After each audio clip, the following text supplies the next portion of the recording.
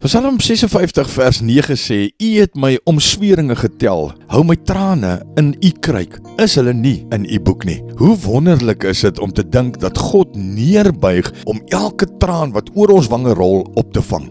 In Bybelse tye het roubeklaars dikwels hulle trane in klein glasbotteltjies versamel en dit in grafte geplaas as 'n teken van hulle diepe hartseer en liefde. Dan word ook vertel dat vroue gedurende oorlogstye hulle trane in bottels versamel het terwyl hulle gewag het vir hulle mans om veilig huis toe te keer. Of hierdie gebruik oral algemeen was of nie, die beeld bly aangrypend. God doen selfs meer. Hy versamel nie net ons trane in sy kruik nie, maar hy skryf elkeen daarvan in sy boek op. Dink aan die trane wat jy gehuil het, trane van teleurstelling na mislukking, trane van rou na verlies van 'n geliefde, trane oor gebroke verhoudings, oor 'n kind wat van die Here af weggedwaal het, of oor woorde wat jou diep gewond het. Geen traan gaan by God ongesiens verby nie. Elke druppel van pyn, hartseer, frustrasie en nood is vir hom kosbaar. Hy ken die rede agter elke traan en verstaan die pyn wat niemand anders kan sien nie. Waarom gee God soveel om vir ons trane? Omdat hy reeds die dag voorberei het waarvan Openbaring 21 vers 4 vertel. Hy sal self elke traan van ons oë afvee.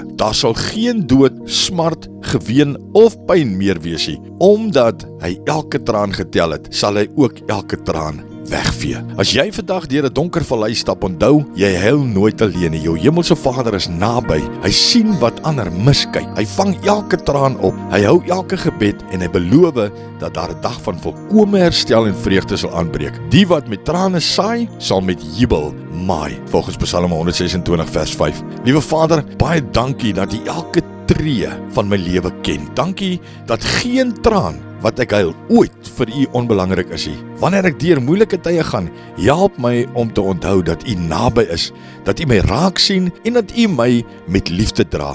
Gee my die hoop om vas te hou aan U beloftes, dat U elke traan sal afvee. In Jesus se naam, amen.